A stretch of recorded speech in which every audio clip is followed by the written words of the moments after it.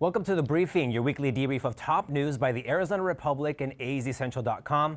I'm Rafael Carranza. Here are the top 3 things that you need to know this week. A new report found that the school vouchers in Arizona, known as the Empowerment Scholarship accounts, are going disproportionately to wealthy areas. We must address the lack of accountability and transparency in Arizona's ESA program.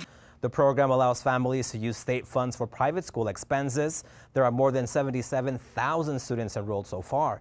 Brookings Institution found that the zip codes with the highest voucher use rates are in Paradise Valley, Scottsdale, Peoria, and Surprise. Construction of a new airport terminal is starting next year at Sky Harbor. If you walked through Terminals 3 and 4 recently, there's no doubt you've noticed how much busier they are than in past years. Soon, we will need a new terminal to accommodate our future growth, and I'm proud to share that next month, the City Council and I will get to work on a cutting-edge terminal at Sky Harbor's west end. City of Phoenix has yet to release full details, but we do know that the terminal will go up in the west side of the airport. It'll have between 40 to 60 gates, and construction will end by 2031. City leaders are prioritizing securing a route from Phoenix to Asia. Passenger traffic at Sky Harbor reached a record 48.8 million in 2023, surpassing pre-pandemic levels. 13 of the state's 15 counties are set to use ballot tracks for the upcoming statewide elections in July and November.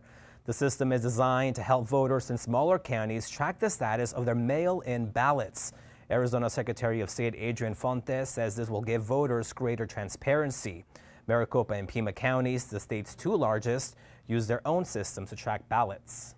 Arizona voters could decide whether to criminalize migrant crossings along the state's border with Mexico. It's part of Republicans' efforts in the legislature to keep border security front and center this year. Republican lawmakers in Arizona are set to override a governor's veto to empower local law enforcement to enforce U.S. immigration laws. It's part of their efforts to even the playing field come November. An abortion measure, which has already gathered enough signatures to get on the ballot, is expected to turn out Democratic voters. Republicans are now poised to send a ballot measure on border security, an issue they pull better in. HCR 2060, also known as Secure the Border Act, would make it a state misdemeanor to cross the Arizona border in between ports of entry. It would also allow local police to arrest and deport migrants. My constituents are already fearful.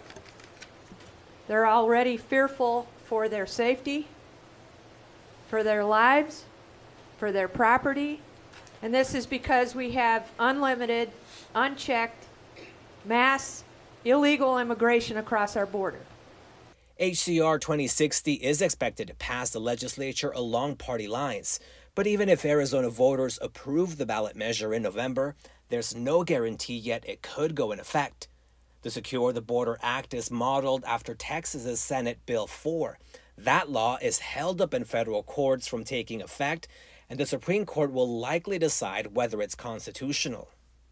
Arizona would join 5 other Republican-led states that already passed laws enabling state officials to enforce immigration laws. Along with Texas, they are Georgia, Iowa, Oklahoma, and Tennessee. The states are defying 150 years of immigration precedent, under which federal government has sole authority. But if U.S. courts uphold Texas as before, many more states could follow suit.